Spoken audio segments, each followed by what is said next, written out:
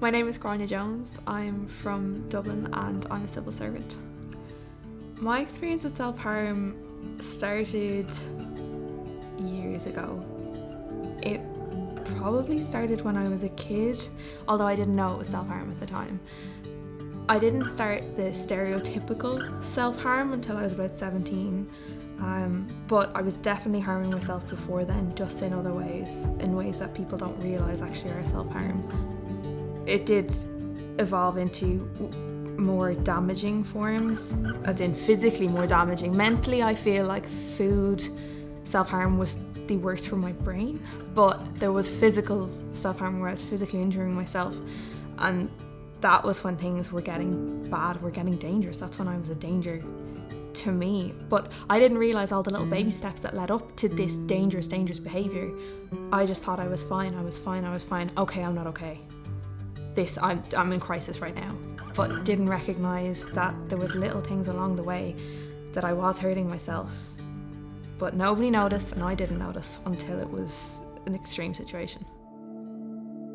Self-harm in the instant, in that moment, is in a weird way a gratification. It sometimes can make you feel better from what is going on around you because it is an escape of what the reality is in your life at that time. But for me, always straight away afterwards I regretted it.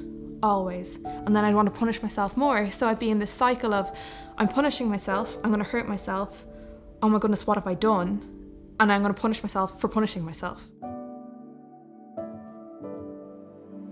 For each person, there are different reasons why they might want to self-harm or feel an urge to self-harm. But on the whole, the reason underlying it is an emotion or a feeling that's intolerable.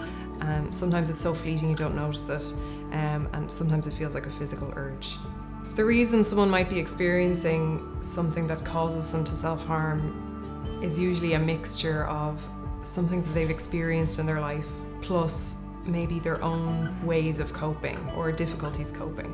And the most important thing around self-harm is not just to focus on the behaviour, the act of hurting oneself, but also trying to understand the reason below it. And it is pretty complicated, but that's not to say that it can't be understood, and that should be our main goal, really. I tried to explain this question recently, why people self-harm. Everything is going wrong in that person's life. Everything was going wrong in life for me, or what I thought was everything was going wrong. And for some reason, self-harm was my way of escaping. If I have punished myself and now I need to be punished for it, what am I going to do? I have to do it.